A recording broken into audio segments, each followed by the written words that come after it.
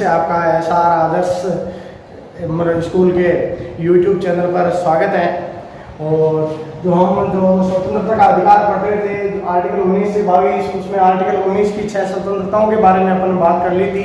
अभी नेक्स्ट देखिएगा आर्टिकल 20 है, अनुच्छेद 20। इसके अंदर दोष सिद्धि के संबंध में संरक्षण, यदि कोई अपराधी है और उसने दोष किया है तो उसको जो संरक्षण प्रदान किया गया किस प्रकार से, देखिए पहली बात है, जब तक उसने अपराध के समय लागू किसी कानून का उल्लंघन नहीं किया हो। यदि किसी अपराधी ने अपराध किया है और जिस टाइम वो अपराध कर रहा है उस टाइम जो कानून है उसका यदि वो उल्लंघन नहीं कर रहा है तो उसको कोई सजा नहीं होगी। जैसे कि यदि कोई व्यक्ति है चोरी करता है और यदि वो चोरी कर रहा है, जिस दिन वो चोरी कर रहा है उस दिन कानून में ऐसा कोई प्रावधान नहीं है कि उसको इतने वर्ष की सजा होगी, उसके बाद में कानून बनता है तो उस व्यक्ति को कोई सजा नहीं होगी। यानी कहने का मतलब यह हो गया कि जिस समय वो कोई अपराध करता है उस समय लागू किसी कानून का उल्लंघन न करता हो तो कोई सजा नहीं होगी। फिर नेक्स्ट देखिए दूसरी बात इसमें कि किसी व्यक्ति को एक अपराध के लिए एक से अधिक बार दंडित नहीं किया जा सकता। यदि किसी अपराधी ने एक अपराध किया है तो उस एक अपराध के लिए एक ही सजा होगी। जैसे एक व्यक्ति को फांसी की सजा सुना दी और फांसी की सजा सुनाने के बाद में यदि 20 वर्ष 25 वर्ष हो गए उसको फांसी नहीं हुई और फिर है कि राष्ट्रपति उसको अनुमति देने में देरी कर देते हैं, तो इस प्रकार से फिर वो दोबारा से कोर्ट जा सकता है, याचिका दायर कर सकता है कि मुझे सजा हो चुकी है क्योंकि ऐसे 20 वर्ष हो गए और उसको वो मानसिक रूप से भी प्रताड़ित हो रहा है कि मुझे फांसी की सजा सुनाई गई है। इस प्रकार से कहने का मतलब यह हो गया कि किसी व्यक्ति को एक अपराध किया गया है तो उस एक अपराध के लिए केवल मात्र एक सजा होगी। फिर तीसरी बात है कि किसी व्यक्ति को अपराध करने के समय निर्धारित सजा से अधिक सजा भी नहीं दी जा सकती है। यदि कोई व्यक्ति जिस टाइम अपराध करता है उस समय कानून में जितनी सजा का उल्लेख है उतनी ही सजा होगी। उसके बाद में यदि कोई कानून बनता है उसी अपराध से संबंधित कोई अधिक सजा का प्रावधान कर दिया जाता है तो उसको वो अधिक सजा नहीं होगी, बल्कि जिस समय जो कानून था उस समय जो सजा का प्रावधान था वो ही सजा मिलेगी।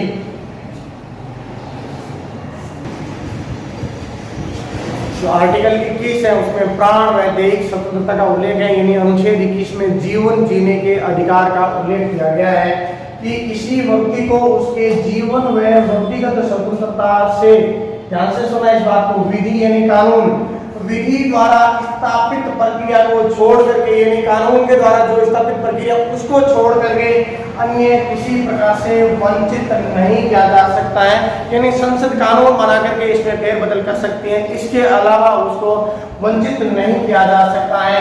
यह है आर्टिकल 21 में, इसको जीवन जीने का अधिकार कहते हैं। इसमें जीवन जीने का अधिकार है, मरने का अधिकार का उल्लेख नहीं है।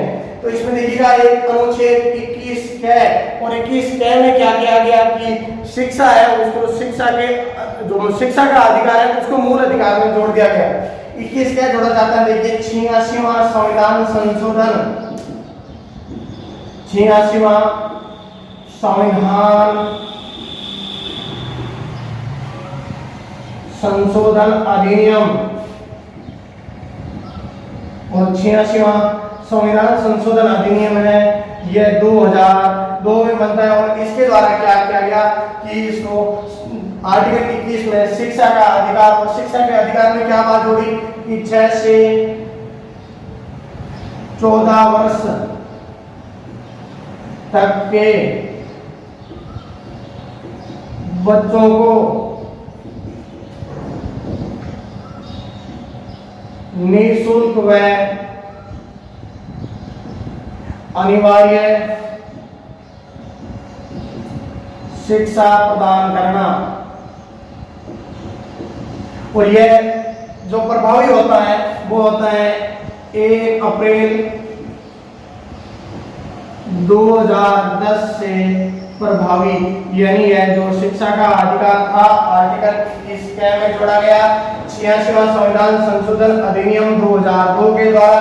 और इसमें यह प्रावधान कि 6 से 14 वर्ष तक के बच्चों को निःशुल्क व अनिवार्य शिक्षा प्रदान करना, और यह 1 अप्रैल 2010 10 से प्रभावी हो गया था।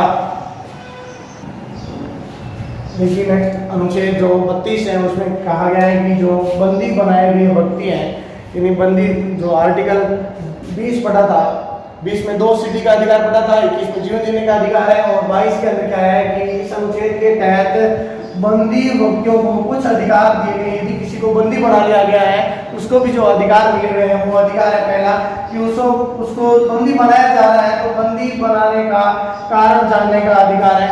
यदि कोई उसको बंदी बना रहा है तो उसको कारण जानने का भी अधिकार है कि मुझे किस जुर्म में और किस लिए और क्यों बंदी बनाया जा रहा है। फिर है कि उसे इच्छा के अनुसार स्वयं के लिए कानूनी सहायता प्राप्त करने का अधिकार है। कानूनी सहायता यानी वो अपनी इच्छा के अनुसार अपना अधिवक्ता कर सकता है, यानी कानूनी लड़ाई लड़ सकता है। फिर है कि उसको 24 घंटे के अंदर, जो बंदी है उसको 24 घंटे के अंदर जो निकटतम न्यायाधीश है, न्यायाधीश के सम्मुख पेश करना आवश्यक होता है। फिर देखिए एक नोट लगा के आपको बात देनी है कि शत्रु देश वह न्यूयॉर्क नजरबंदी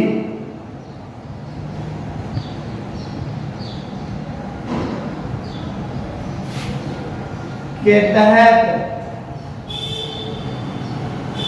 बंदी व्यक्ति पर यह कानून लागू नहीं होगा, लागू नहीं होगा। यानी एक तो शत्रु देश का नागरिक है, एक न्यूयॉर्क नजरबंदी है। इन दोनों न्यूयॉर्क नजरबंदी के तहत जो बंदी बनाए गए व्यक्ति हैं उस पर यह कानून लागू नहीं होगा। ये बात है 24 घंटे वाली बात, 24 घंटे के अंदर बंदी को न्यायाधीश के सम्मुख पेश किया जाए।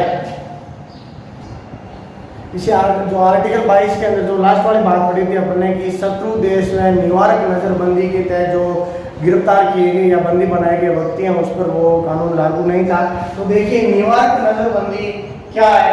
न्यूयॉर्क नजरबंदी से तात्पर्य है कि बिना किसी न्यायिक प्रक्रिया यानी बिना किसी कानूनी प्रक्रिया के किसी व्यक्ति को नजरबंद करना।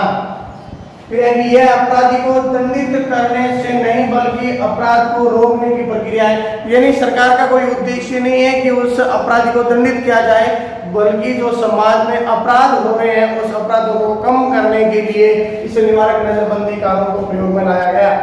और फिर है कि इस कानून के निवारक नजरबंदी कानून के तहत है राज्य सीमित अवधि और सीमित अवधि के लिए बिना किसी जांच किए किसी व्यक्ति को बंदी बना सकती हैं। और यदि किसी व्यक्ति को बंदी बनाया गया है तो उसकी जो बंदी बनाए जाने की जो अवधि है वो रहेगी 3 महीने तक उस व्यक्ति को बंदी बनाया जा सकता है। और ऐसा सरकार कब करती है, या तो राष्ट्रीय सुरक्षा को कोई खतरा हो या फिर कोई असामाजिक तत्व है जिसको समाज को कोई नुकसान होने वाला हो, ऐसी कंडीशन में इस निवारक नजरबंदी के तहत अपराध रोकने के लिए उस व्यक्ति को बंदी बना लिया जाता है। और जो अवधि रहती है वो 3 महीने की रहती है। आर्टिकल 23 है। आर्टिकल 23 के अंदर है कि मानव के देह व्यापार यानी कि मानव है उसका जो क्रय विक्रय है और बेकार प्रथा पर रोक लगाई गई है आर्टिकल 23 के तहत। इस अनुच्छेद के तहत बेकारी क्या होती है कि यदि कोई मजदूर कार्य कर रहा है और उसकी जितनी मजदूरी बन रही है वो मजदूरी नहीं दी जा रही है, उसको बेकारी में कार्य करवाया जा रहा है यानी बिना पैसे दिए बेकार, तथा इसी प्रकार से जबरदस्ती करवाए गए श्रम यानी जो कार्य है उसको निषेध किया गया है। और इसमें जो पहले जो ये प्रथाएं थी उनमें एक दास प्रथा थी और फिर खेतिहर श्रमिक है, बंधुआ मजदूरों, स्त्रियों व बच्चों से बेगार करवा करके उनका शोषण किया जाता था। लेकिन वर्तमान में इन पर आर्टिकल 23 के तहत रोक लगा दी गई है। रोक लगा करके इनको एक दंडनीय अपराध माना गया है।